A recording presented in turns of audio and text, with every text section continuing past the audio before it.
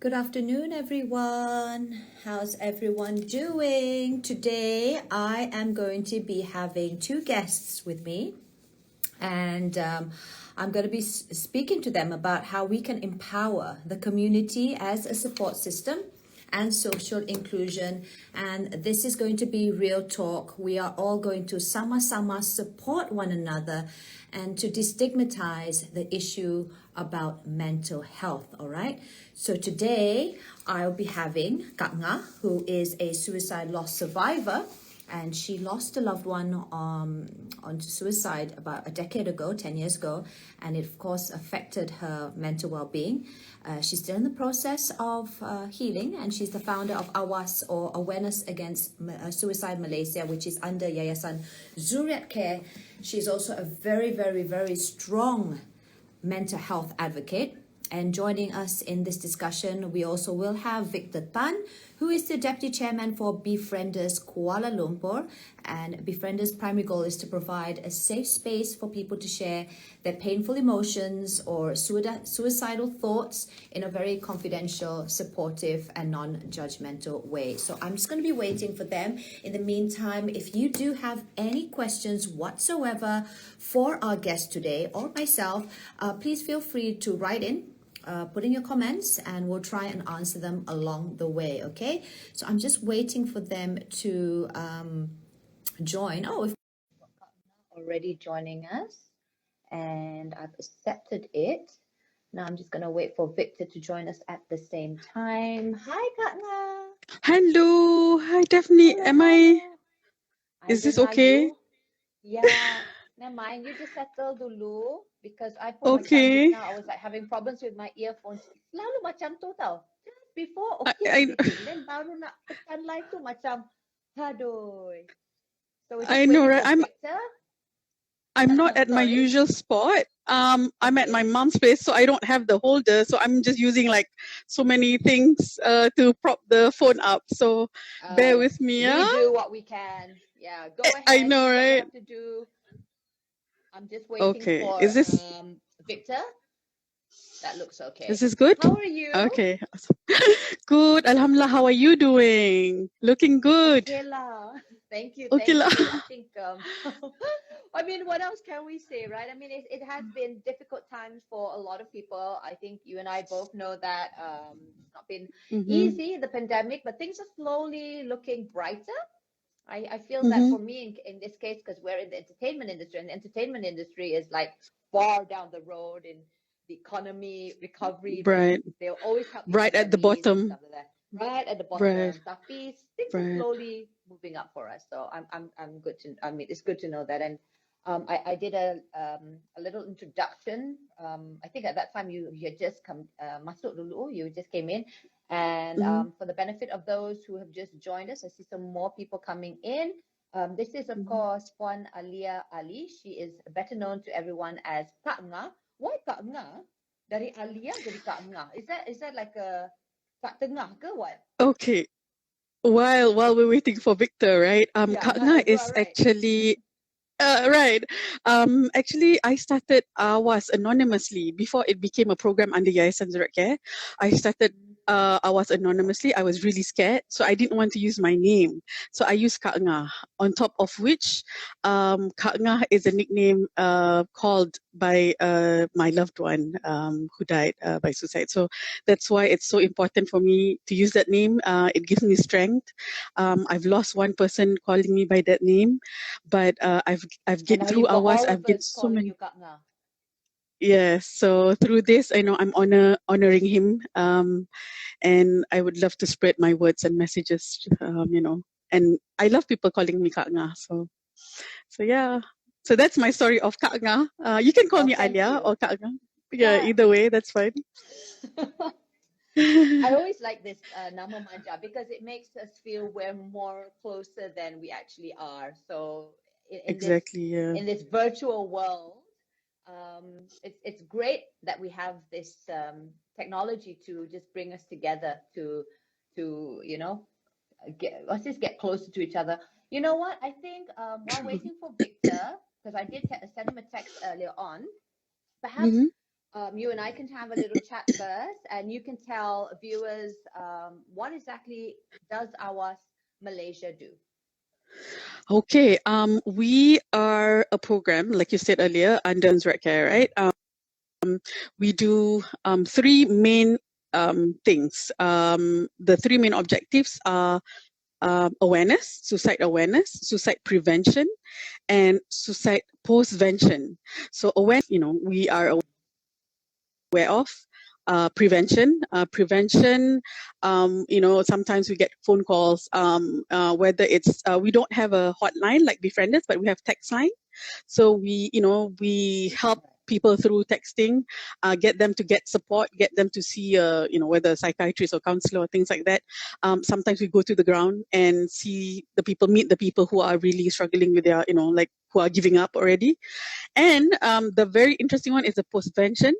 Postvention is where we provide support for the community, within the community, after a suicide death has happened. As a suicide loss survivor, right? Almost 10 years ago, there was no support for us, for survivors, zero support. I mean, individual support adalah, like, psychiatrist, counselor. But itu pun, some of them may not have the experience or the understanding or the, because the grief is slightly different, definitely, than the normal grief, because the shame, the guilt, the stigma is like there. So that's postvention. So yeah. I'm getting a notification from Victor or from Befrienders KL that he is unable to join. So I've just sent a request. I'm not quite sure what's happening here. But in the meantime, Okay. as Victor is trying to join in, I wanted to touch on that postvention. You have that. You have that program, but how many people are open to actually go through the program? Because it's great if it's there, tapi ada ke orang nak juga datang untuk seek support?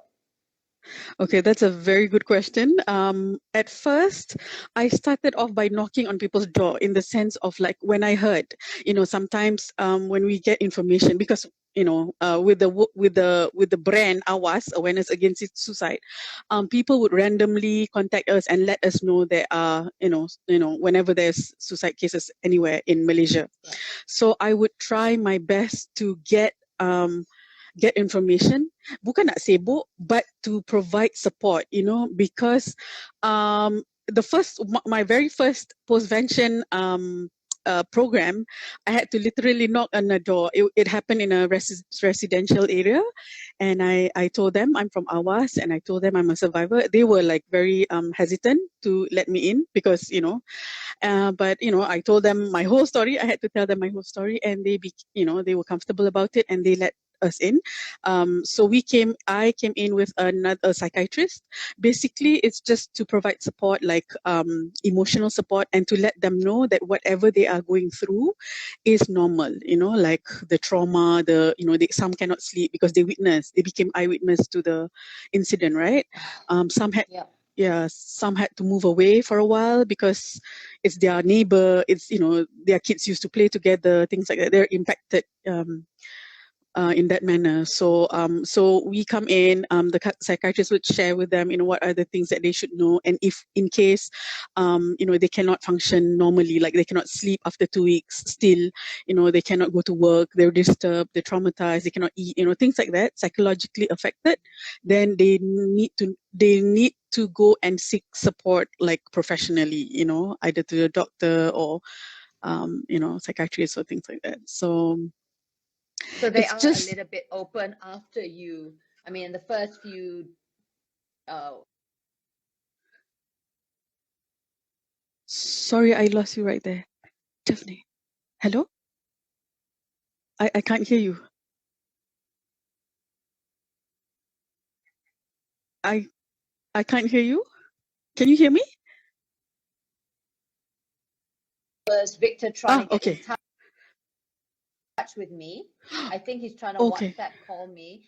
So Victor, I see that there is trouble of befrienders trying to join in our conversation. To those of you who've just joined us, I'm here with Kak Nga from AWAS Malaysia. Another guest who's supposed to be joining me is also Deputy Chairman of Befrienders KL. And I've been seeing these notifications over my ID saying,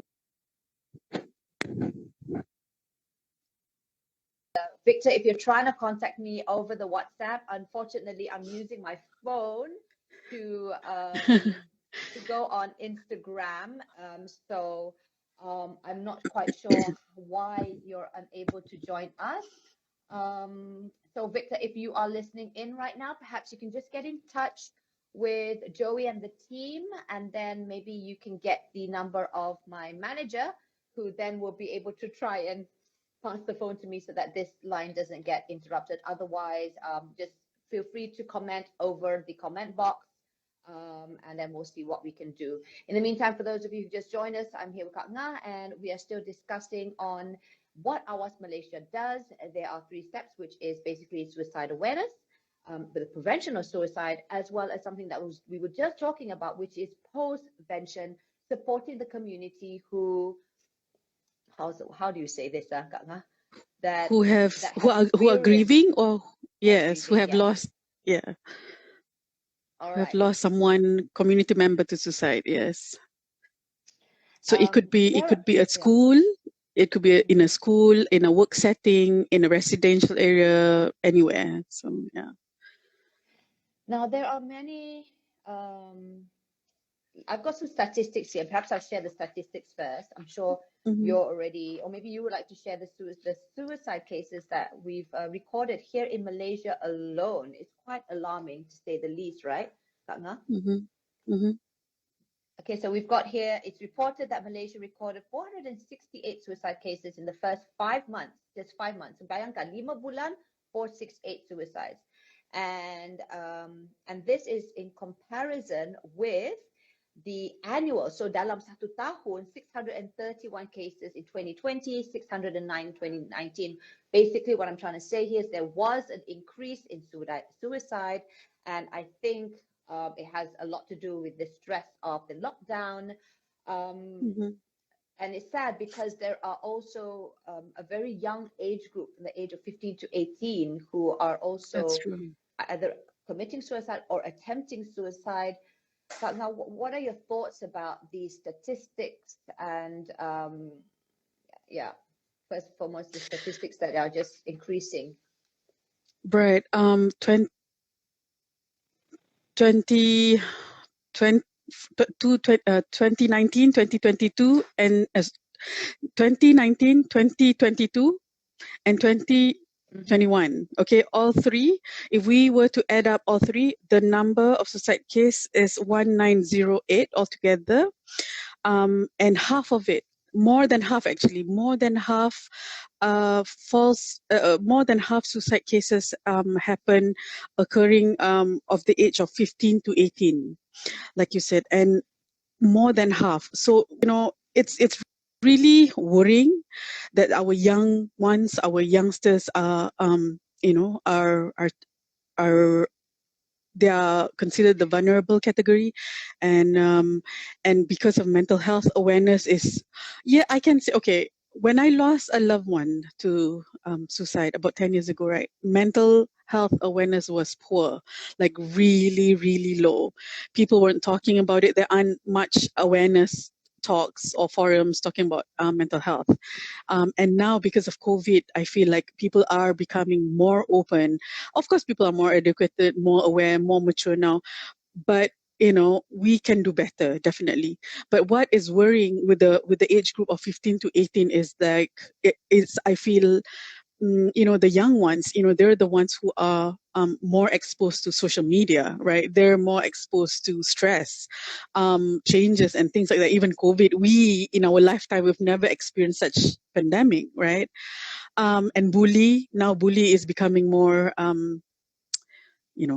more rampant now. And it's rampant, but it's, yeah.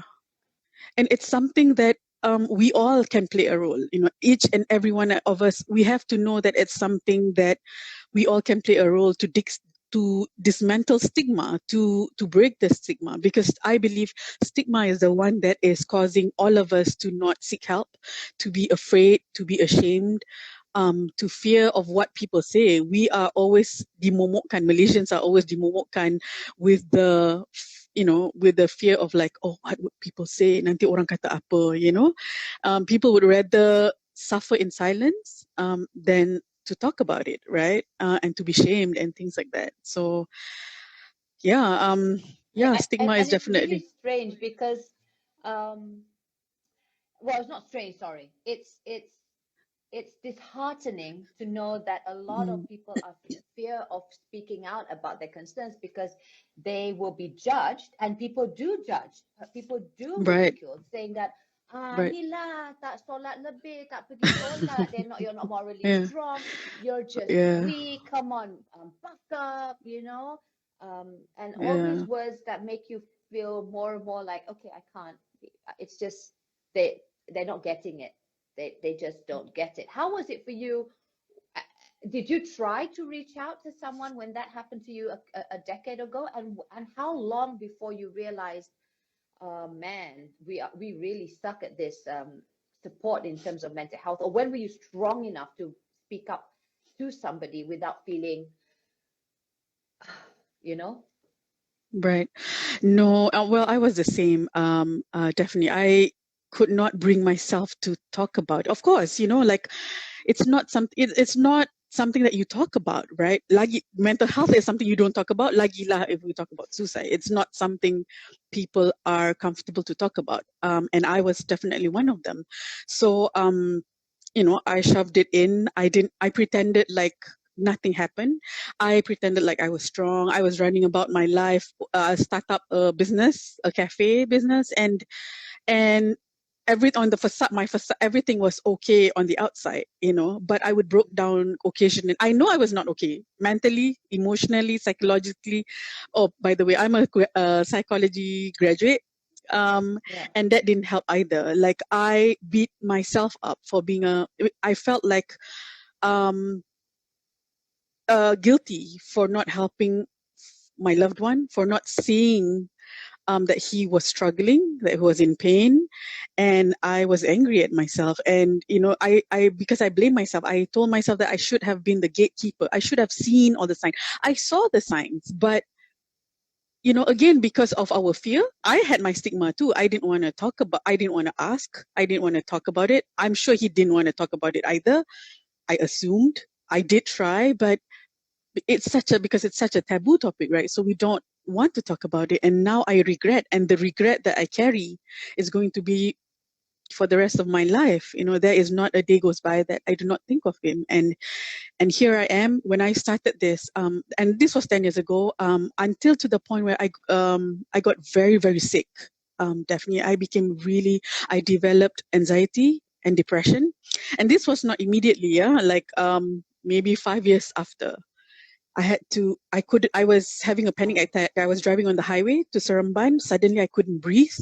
I was, like my heart was beating really fast. I was scared for no reason. There was nobody disturbing me, nobody honking me. And I had to pull over, park on the side of the road and calm myself down. And that was the time where I was like, I kept on crying. There was a lot of, cry spells and just angry at everything, angry at world, angry at life. And, I was not able to process it, and I did not process it. And I thought, this is okay, until I forgot keys.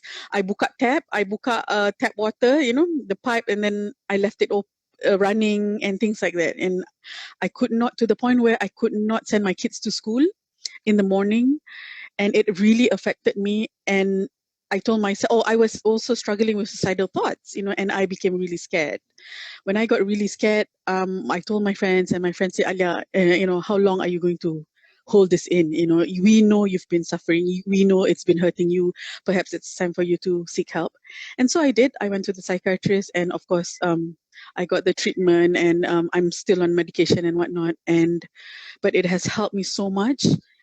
And because of that, I feel like, oh my God, oh my God, this is exactly what my loved one had gone through. And unfortunately, he did not get help. He was not able to get help. And I must stop this. For things to change, I must change first. I can't expect the society, the community to to want mental health, to destigmatize. But I'm just hiding behind my, So I decided to do this anonymously, AWAS, and provide help and support. And it was, oh gosh, then it was a really painful. It's still a painful journey for me. But it's something that it's a calling. I feel like I cannot leave this earth. I cannot die if I do not share my story. I don't want to share the detail of it, but I want people to know that this is real. Mental health is real. Suicide is real. The struggle is real, and people should go get help and not be afraid and not be ashamed of seeking help and encourage help seeking behavior. So you did reach out. I mean, at least I'm relieved to know that at least you spoke to your closest friends. Did the children know that you were suffering, or you sort of were like No, strong mama to the kids? they know something was not right, I guess, but they were little. But I was just like, angry and emotional and very unstable in that sense. Of course, my husband knows, and he's very supportive of it. Okay. Yeah. So, hang on, I'm gonna, yeah. Go ahead. It's fine. I think it's someone at the door, is it? Oh, Oh okay. no, it's The the azan. azan from it's being removed. Yeah. Okay, we'll just respect the azan Yeah, for a that's while. fine. And let me just check Okay. if it is it. I hope I answered your question. Did I answer your question? You did. You did and more.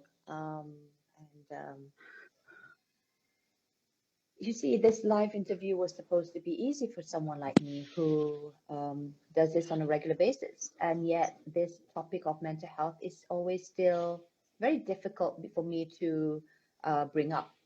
Hi, Victor. This is Hi, Victor, Hi Victor. and he guys. is Hi, the I'm deputy so sorry. chairman. No worries. He is the deputy chairman for Befrienders KL, and it's great. It's okay. We've got some new people joining us, and we're just respecting the azan for the time being. So Sure, I'm Yeah. going to no be problem. quiet for a Understood. while. So No you can just problems. settle Understood. down first. It's good to have you here, Victor.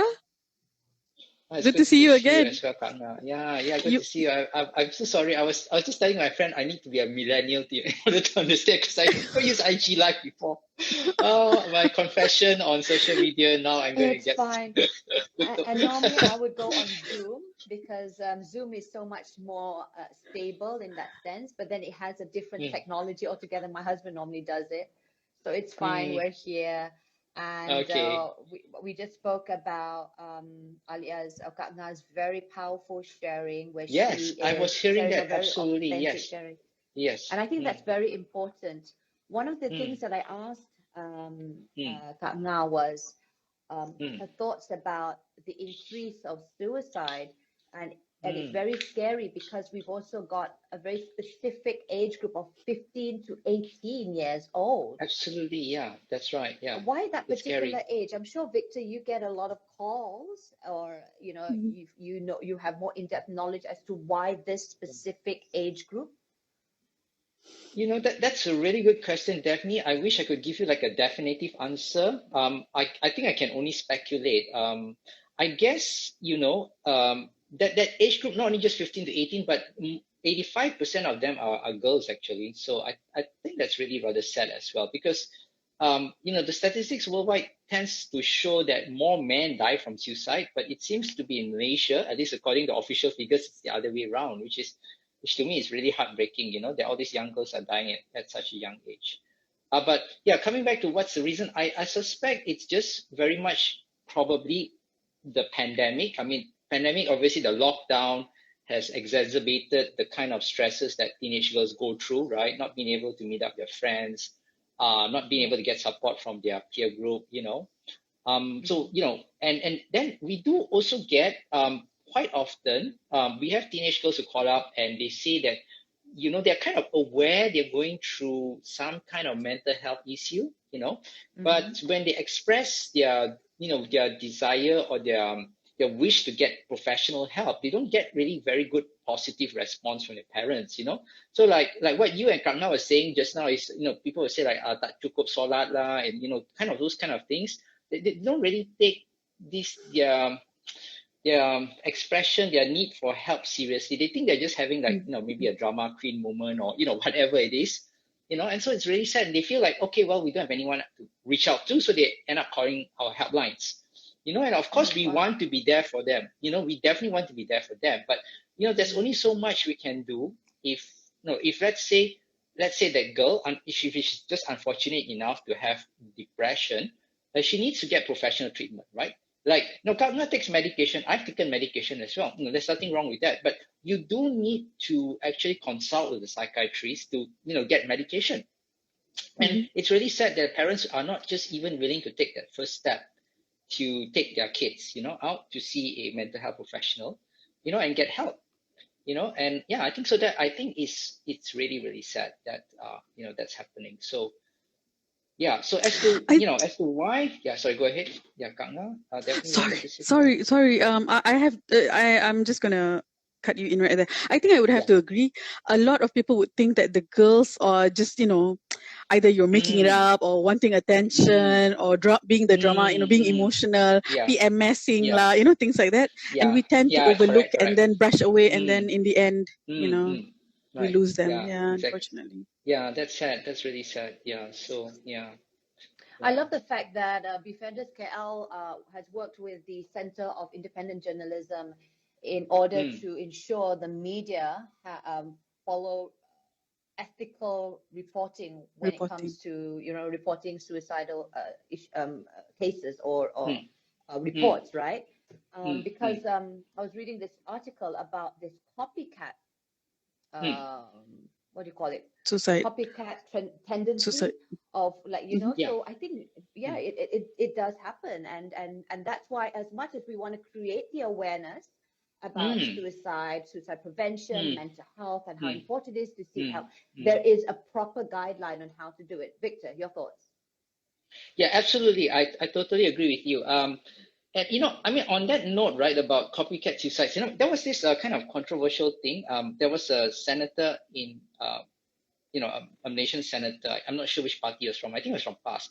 But he basically made a statement that, you know, got him a lot of ridicule on social media. He basically said, like, you know, there's a lot of these Korean dramas going around, and but possibly, you know, there's some suicide scenes on the Korean dramas, and it could cause some of the girls to kill themselves. And he got all this ridicule, right?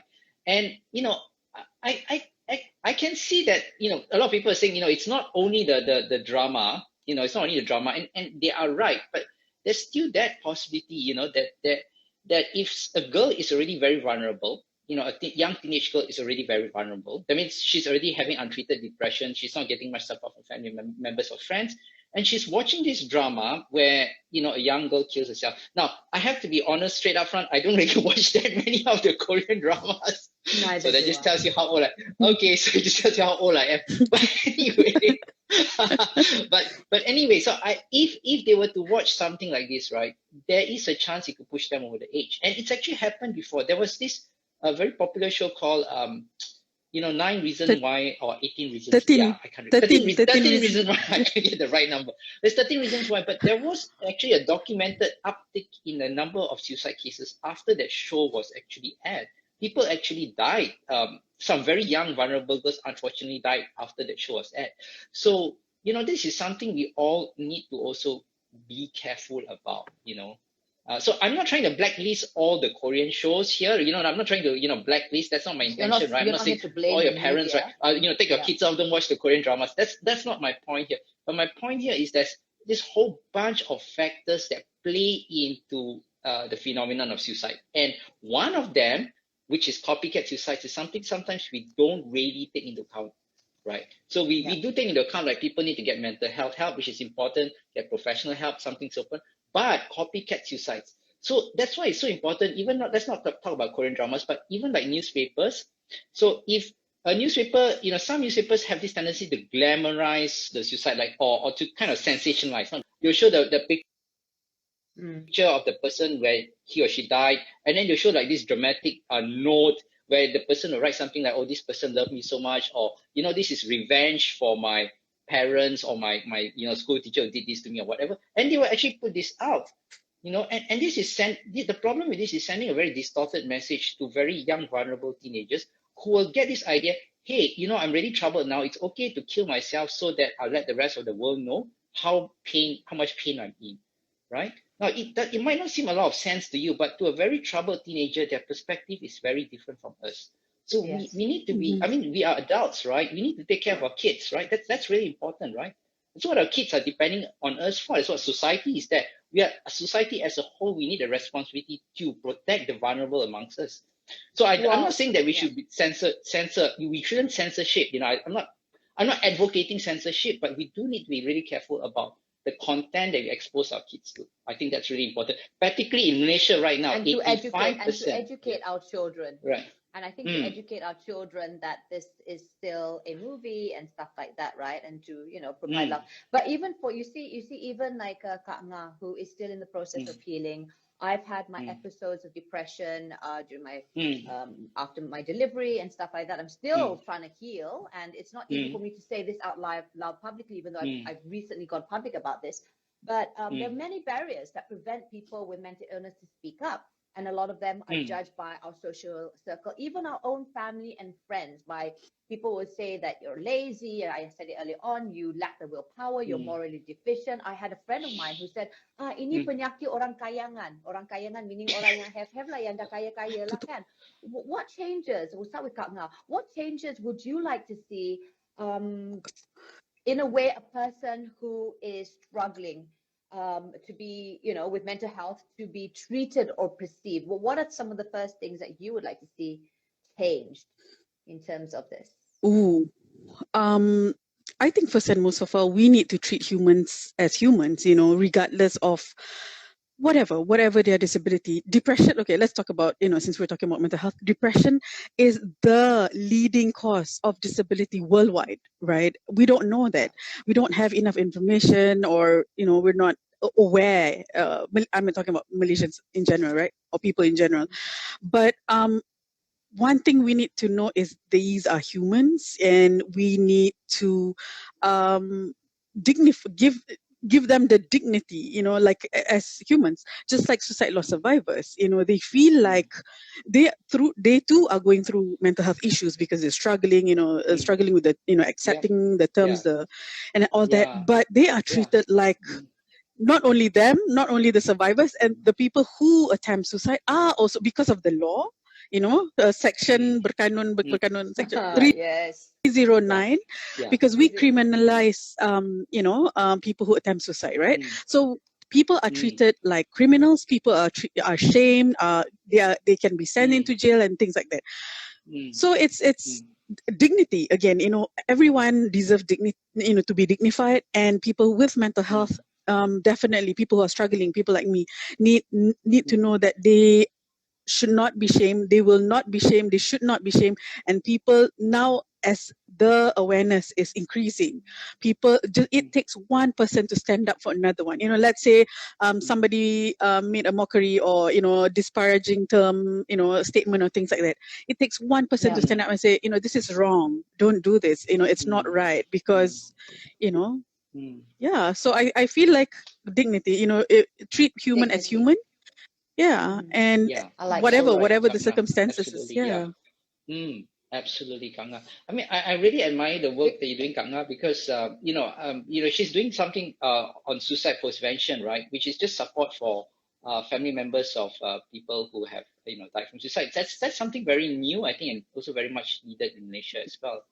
Because I'm not sure whether you're aware of the stats, but family members and close friends of people who have died from suicide are at higher risk of dying from suicide themselves. So they do need the support.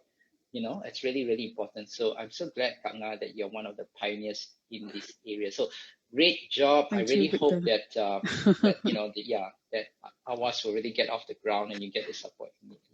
Thank you, but we have to work together, right? It's not I think or you think, it's our thing. We have to do this together. We have to do this.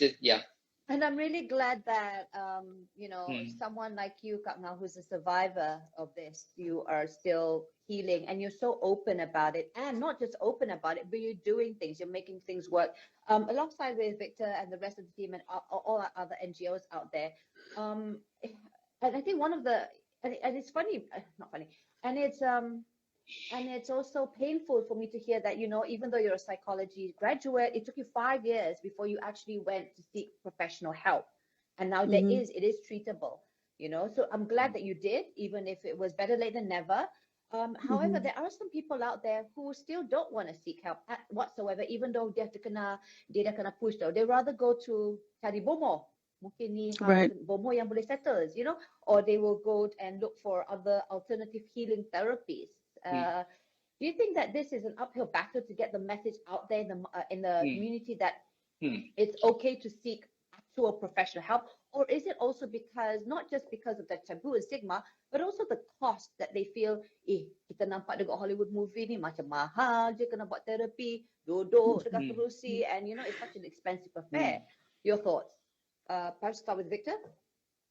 Oh, absolutely. I think that's right. And I don't think it's not just from the Hollywood movies. I mean, they'll just ask around their friends and they'll know, like, you know, going to see a psychiatrist, it takes a long time. Like, you know, I had to go, you know, recently I had a really bad episode. I had to go and see a psychiatrist.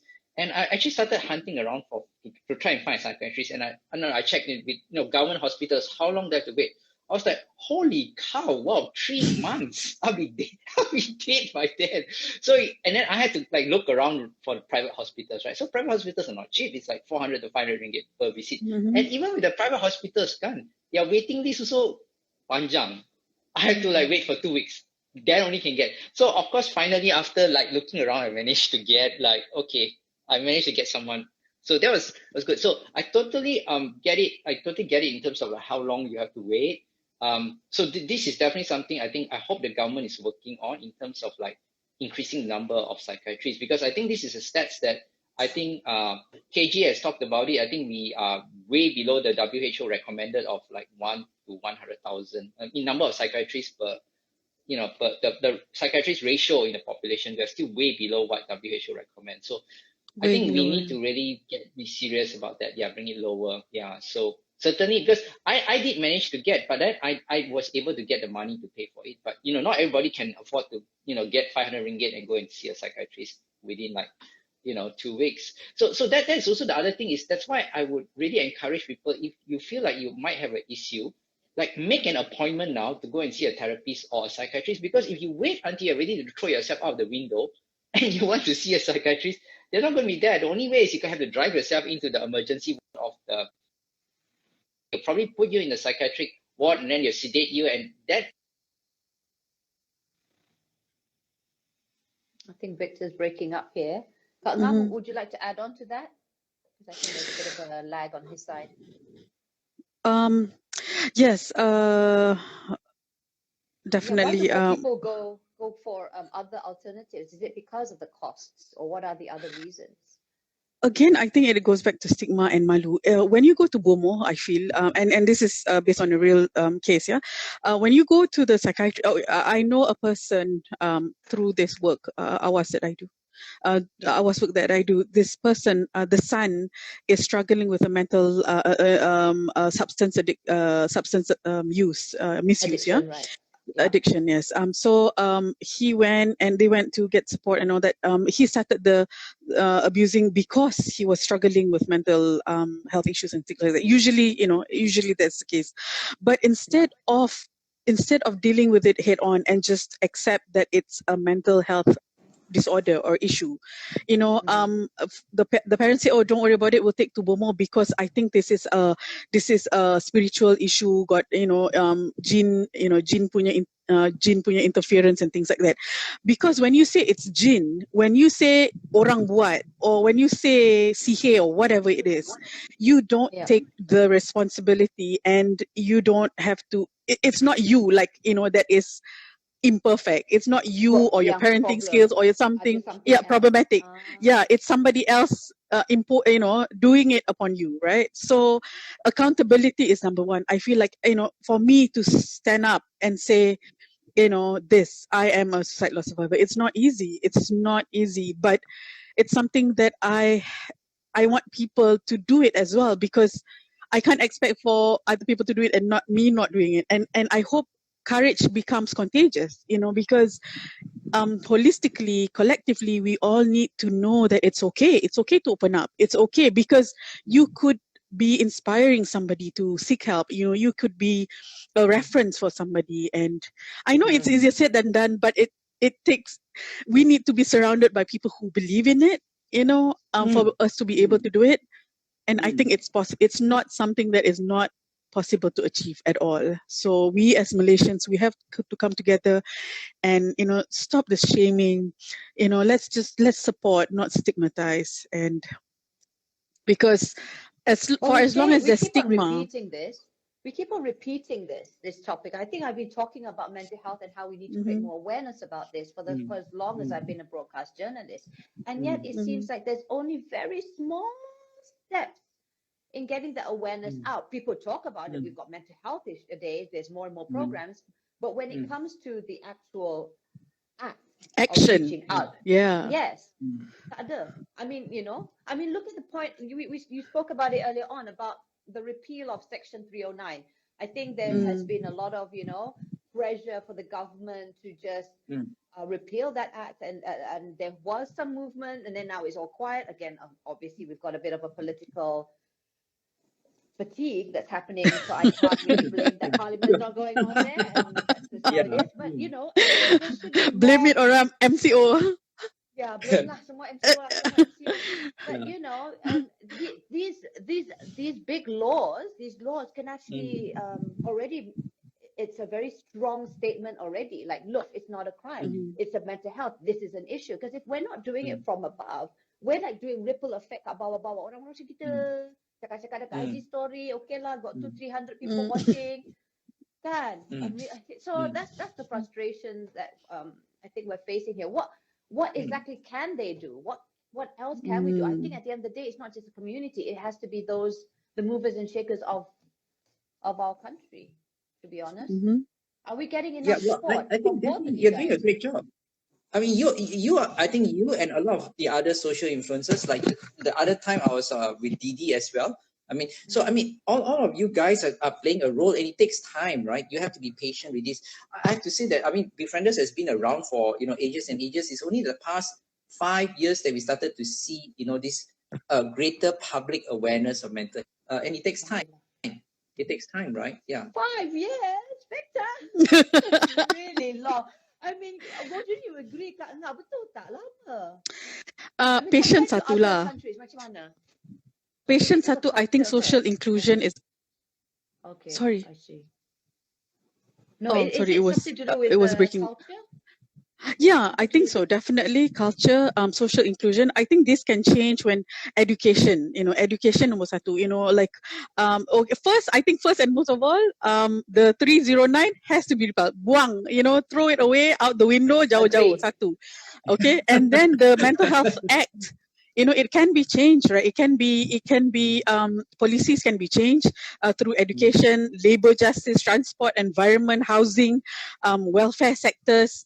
Banyak. There are so many layers, so many aspects that we can look at, and these all has to come together and make that difference, and must want it, must have political will to change all this, because betul lah, we all get tired on the ground, right? All of us, like bising, like you said lah, 200-300 people, but everyone can seem to agree that mental health, especially with the pandemic, the silver lining of the COVID is that people are becoming more aware of mental health, right? Issues, but whether or not they are going to act on it, whether or not they are going to say, hey, come, let me take you to the doctor, or, don't be afraid to talk about it. Don't be ashamed to, to tell. Even I tell you, I have a girl, okay, talking about 15 to 18 years old. A girl texted me because we try to compliment lah, because Befrienders are the hotline, right? So we go by care line, texting, because the 15, 18 years old are more, texting is more appealing to them. So they text. They don't talk to me. My daughters will text me from downstairs, and I'm right upstairs. Yeah, exactly. That's right. That's correct. Yeah. on. Sorry, So they Amma. text. And this girl kept saying, I'm struggling. I don't want to leave. I don't have hope anymore. I don't know why. I'm just not happy. Da. I said, can I please? Okay, we went after 2 weeks of communicating and whatnot. I said, can I please get your permission to speak to your parents? Which I did, and the parent refused, just shut down and say, tak mau. I think again because of stigma and being embarrassed. And I said, look, I've lost a loved one to suicide. Please take my story. This is a real story. I'm not trying to scare you, but things can happen, and your daughter is already reaching out to me. Can you please, let us do something together. There's no shame in this, but until today. And there's nothing I can, if she's above 18, I would go and take her, but because she's under, I don't have the consent of the parents, I can't really do anything, right? Things like this, despite knowing, despite the daughter saying like, I don't want to live anymore. This is, it's really, sometimes you feel really, stuck and angry. But if there are like, if there's policies, right? If we can, there's something we can do to get the girl to get help. Maybe perhaps we wouldn't have to lose lives like this in this manner. I feel, and we need to talk I more agree. and more about this. Teachers, police, everyone, not shamed by it. One of the concerns about why there is such an increase in suicide amongst youth is also because of that pressure. I mean, Dala, the whole pandemic and stuff, they don't get to interact with their friends, but also still that pressure of performing. We live in an Asian culture where we have to be elite performers. When then do we draw the line as a parent to ensure that, we push our children to their fullest potential, but not to their breaking point, Victor? I think that's a great relevant question, Daphne. I'm not sure I have the perfect answer to that, but I think it's so relevant to know where the point is, and I would say to err on the side of safety. So one thing I think that would be useful for kids now. I hear a lot about negative public criticism on Facebook and Instagram about how Instagram cultivates very negative, unhealthy mental health habits. And one of the issues that keeps coming up is the low self-esteem that teenagers have, right? So you go on Instagram, you see someone who's, prettier than you or more so than you or whatever, and it really, really affects the self-esteem. So I think what parents can do is not talk about just pushing the children to excel or whatever, but telling the kids that no matter what you do, whether you get 10 A's for exam or you don't get any A's for exam, I still love you because you are my kid. And my love for you is unconditional. It's not conditional on whether you achieve anything in life. And that, I think, is the most important thing that parents need to do, is to cultivate a very healthy self-esteem in their kids, which is not dependent on your kid doing anything. Right, so that's the first step. Nice. So if they can do that first and foremost, then the other things I think will fall into place naturally. Then it won't be such an issue of you having to push your kids, because your kids will be able to kind of strive on their own according to their own natural interest to achieve whatever they want to do in life, and they will always know you have their back, right? So whether they succeed, they don't succeed, whether they become an incredibly famous star like you, Daphne, or not, it doesn't matter. Yeah, sorry. But yeah, it doesn't matter. So as long as, I think that for me, that's a foundation, a cornerstone that parents need to give the kids, that healthy self-esteem. Kak Gang, would you add on to anything? Would you like to add on to that? Wow, I'm struggling myself in that sense because, as a parent, right? As a parent and as a suicide loss survivor, initially I was so scared because of my trauma, because of losing a loved one to suicide. I feel like I don't want to pressure my kids, and it became unhealthy because where do you draw the line? As a parent, do you want to push? When do you push? When do you support and encourage? And when do you say okay lah, tak apa? Because we parents, of course, we don't want to manja them. We don't want to spoil them to the point where they, actually they have potentials. Human beings have potentials, right? So I'm actually in the journey of undoing this, unlearning this. Initially, I was so like scolding or, being so stringent on them about, homework and things like that, because my I will always go back to, what if it, she becomes so stressed up that, whatever, but at the end of the day, now I feel like, no, that's not it. I should not be haunted by it, although I am haunted by it for the rest of my life.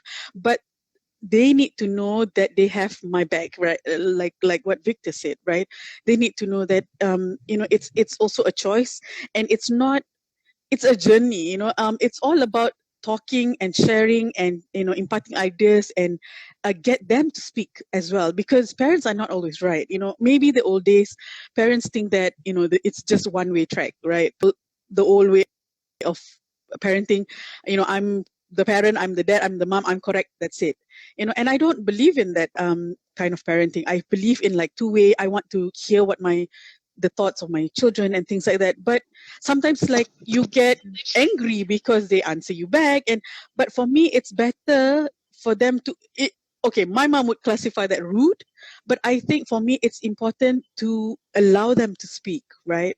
So that we hear their thoughts and their struggles in it. So I don't know if I'm answering the question, but it's like a shift for me as far as parenting is concerned. And this whole talking and creating a safe space for them is also necessary. But it's not easy, because you're sometimes, the dynamic, sometimes you are the parent, right? You want to be the parent, Yeah. you want to be the mom, and you can't be their friend sometimes. As far as when you talk about doing their homework, how do you say, tak apalah, you don't have to do, you don't want to do that, right? I mean, but at the same time, like, for me, emotional health is important, and they need to know that at the end of the day, if you really cannot, like, emotionally, mentally, psychologically, I have you, and I need you to be open with me, and tell me. And if you think that you cannot be open with me, that's fine, because of the dynamic, because you're scared or whatever. But please know that I want you to know that it's okay for you to seek help, and I will encourage and get you to seek help from other people. So I'm trying. It's something that. What about you, Daphne? I want to hear your thoughts on this too. Like, I wanted to hear where that do you? from you, because sometimes I think I'm mirroring my own episodes onto my kids. So when my husband goes hard on them, and because Mm, I can't handle that when he does, when I because it just brings episodes of what my father used to do. So I always scold him for mm, doing that. But then again, kids are very resilient, because just because I went through that trauma or that experience, it doesn't mean my child's going to be different. So it's a bit of a funny balance. But I like the fact that what both of you said, especially Victor, when he said, at the end of the day, you need to let your child know that we love you, mm. as long as you do your best. That's the most important. Now, I just realized the time. We've got about another 8 more minutes before we get to podcast, but I'm going to just push this Instagram live all the way until we just end it, okay? So if it suddenly ends rudely, I'll just say goodbye to you guys over WhatsApp later on. Now, it was very interesting Okay. because I can't remember on which Instagram was it. It could be AWAS. And there was this Google form that I actually participated in lead up of the World Suicide Prevention Day, which was on the 10th of September. And there was this suicide prevention awareness quiz that I took, right? And I got a lot of it false. I mean, I got a lot of it incorrect. Now, this is one of the things that I want to highlight, because you both spoke about communication is key, and that we have to be speaking up. Number 8 here, it says, it is important to listen rather than offer advice solutions when talking to a suicidal person. And I wrote there, true, okay, and true, because a lot of another friend of mine actually did the same quiz, and she got it wrong. How do we listen? How do we listen to a friend who has issues, who has problems? Because the first thing that we want to do is we most often give unsolicited advice. How do we truly listen? Being both survivors yourselves, Katna? Right. Yeah, or Victor, go ahead. Yeah. Okay. How do we listen? Well, so I was just going. There's something that we train all our volunteers to do, but essentially, how you listen is, number one is you validate the feelings. Okay. So before you validate the feelings, number one is you kind of get the person to express their feelings, or you can try and reflect the feelings. Like, you can just say something as simple as, sounds like you feel really upset about what happened, or it sounds like that whatever has happened made you feel really down. Okay. So the first thing is reflect the feeling. The The second and most important thing is to validate the feeling. So validate means you can just say like, something like, it's understandable you feel that way, or I would probably feel the same way if I had to go through the experience that you just went through.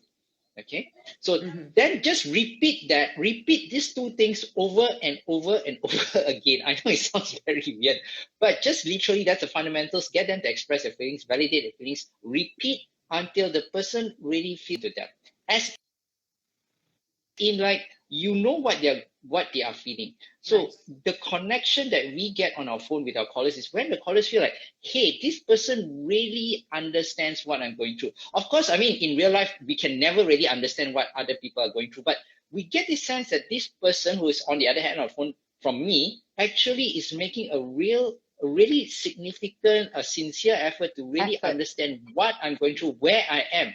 And when they see that, they will get the feeling this person cares about me. So when that feeling that, oh, this person really cares about me, that's a very important human bond or connection that's formed. And once you have that bond, then you can start giving advice, and that advice will actually stick. Before that, the advice is just basically unsolicited advice. Nobody's, I'm not really. You need to Because I don't know get whether their trust first. Exactly. Yes. You need to get the point where they don't feel like you're just someone else who just wants to prove his or her ego by showering them with all this advice, so that they take the advice. You can say, oh wow, look at me, man, I gave the advice and now that person is feeling so much better. Right? You're not a toy for their ego. But here you are really caring about them. Once you show that, that's it. You're done. That's your job. Yeah. What are And for some of me, the like warning signs that? Oh yeah, sorry, Kak Ngah, go ahead. sorry, go on. No, please Just go. to add on. No, I was going to ask, what are some of the warning signs that we can see from our loved ones, that we should be, like concerned about? Maybe they don't talk to us, even though we reach out. But what are some of the warning signs? What if they don't I think say, we like, can. some people say, I feel like, yeah. Yeah, I think you can look up this on the internet. I'm sorry, but because we're running out of time, but there are lots of really good websites on the internet and they give you all the warning signs. But off the top of my head, like certain mood swings, changes, trying to isolate themselves, and then certain change in eating and sleeping patterns. They tend to sleep more, Talking eat about more, death. eat less. And that's definitely one. Talking about that, even making statements like, it'd be better if I'm not around. The world will be better off if I'm not around. I wish I'm not around. The world be, they will be so much better. My parents will be so much happier if I'm not around. All these kind of statements that somehow But that's indicate, just it, I remember another person saying, "Alah, dia Mm. cakap je, tapi dia tak buat pun," because they talk and eventually, I mean, they don't. Alhamdulillah, they don't. But Yes. yeah, some Yes. Tak I don't know apa. how to feel about that. Yeah. My take is, can I say, my take is, take it seriously. Biarpun even if you think it's attention seeking, a lot of people say, oh, how do we differentiate between it's attention seeking behavior and help seeking? Don't worry about it. It's better that you help, you give support, provide your support, and that person is actually not really trying to harm themselves, rather than you don't support them, you don't provide the support, and then you lose them. Like me, based on my story, I dismissed, because I thought, oh no lah, it's just attention seeking, and like I said, I will carry that guilt for the rest of my life. Look at it as support seeking. It's not attention seeking, because one day it's going to happen. Precisely. It could happen. Yeah. And by then it's too late. Nothing can be Yeah. done. It's not like video game. Yeah. Ada 2-3 lives kan. It Exactly. only takes one time Exactly. to happen. Yeah, I just want to quickly add on to that, right? Yeah, So even okay, for those people who are saying it's attention seeking, like it is possible it might be attention seeking, but here's the thing, right? The moment when someone expresses suicidal intention, even if they're like just playing around or attention seeking, let's say lah, they still do need to get professional help. So that means straight away, the moment a child expresses suicidal intention, straight away make an appointment to see a doctor. Straight away. You don't have to bother and figure out whether they are playmaking or not. Because even if they are, they're just acting out, the fact is, even if someone has no suicidal intention, but they are saying they're suicidal, that is definitely a cry for help. They have some emotional issue that they need to deal with. So we need to deal with that anyway, even if they're not suicidal. So either That's way, true. cover your bases, get professional help, which again comes back to the fact that we don't have enough mental health professional things in the country right now, and which is because, and I think coming back to Daphne, for there to be this kind of conversation, like I just let me share with you. I've been with my friends in the US, right? And in the US, there is slightly more, more coverage of mental health, and people can talk openly. Like, I went to see my therapist, and my therapist told me this and this, and then another person said, I went to see my psychiatrist, and he gave me these antidepressants, and it's not working, and and I'm not able to have an erection now. So, I mean, this is very embarrassing stuff, but people can talk about it openly there. You know why? Because everybody's getting treatment like that. So if I'm seeing a psychiatrist and I'm talking to Kak Nga, she's seeing a psychiatrist, I don't have to feel like, oh, I can't tell her that, my antidepressants is making me feel really weird. So I don't know whether I can tell that to Kak Nga, because I know she's probably gone through the same experience herself. She's probably had some side effects with, the antidepressants. So there is an openness because there's a wide range of people amongst us who is actually getting help. But if, let's say, I'm the only one getting help, how do I communicate? I mean, I know that, let's say I'm talking to you, Daphne, and you don't take antidepressants. I'm not saying that you should, but if you don't, and I'm trying to communicate to you, I also feel like, maybe she won't really understand what I'm talking about here. That's a barrier there, right? So even though I know you are someone who was very willing and wanting to share, there is a barrier inside me because I will feel like you can't really know what I'm going through unless You won't you've gone to understand see a because therapist. you're not going Exactly. through it, right? Yeah. I understand. Exactly. Yeah, exactly. Therefore, we should have more people like you and I who have experienced it and talk about it. It's just like another physical health. If you and I can talk about taking Panadol and going to the doctor, going for X-ray, it's the same thing. Yeah. Exactly. That's So right. Yeah. That's make right. it a norm, right? Everyone should make it a norm Yeah. and not be shamed Yeah. by it. Yeah. Yeah. Talk openly about your mental health issues. Which is what you're doing now, Daphne. And yeah, just continue and get people in the community also to do that. Just encourage, just to talk about, whatever mental health difficulties you're having. Talk it, normalize it, right? Normalize it, make it like part of the normal conversation. Normalize it, make it normal. That's what I would say. And I think this conversation has to just continue. This dialogue just has to continue with consistency. Unfortunately, it's already a 1 hour and I'm takut terputus. Very quickly, I'm just going to read out Sparkle Log, whose comment here says, usually we have no one close to us that we can relate to. So I guess that's what Victor was saying earlier on. Thank you so much once again, Kak Nga. Bless you, both of you, for sharing your authentic stories with the insights. 1 hour is definitely not enough. I hope to see you guys around soon. And if you guys want to follow Kak Nga as well as Victor, please head down over and stalk Befrienders KL as well as AWAS Malaysia. They do a great job. There's also Miasa Malaysia, if I'm not mistaken, and so many other NGOs that do wonderful stuff to help, folks who have mental health issues, and it's for free. So we're trying to raise funds at the same time in terms of Kak Nga and her team. So you can also try and find a way to volunteer if you feel that you would like to be more of a community doer. There are ways to go about being a volunteer. I'm not quite sure if there's training, but do check out again Befrienders KL as well as AWAS and see how you can assist in any possible way. With that, thank you, Kak Nga. Thank you, Victor. I'm sorry we had a bit of a technical issue. Thank you, Daphne. Thank you so Miasa much, Malaysia, Daphne. Thank and you. everyone else who's made this possible. My name is Daphne Iking. Stay safe. Reach out. And if you're still shy, you can just DM myself, Kak Nga, Victor, and we'll find ways to help you and connect you with the right people. All right. Bye, everyone.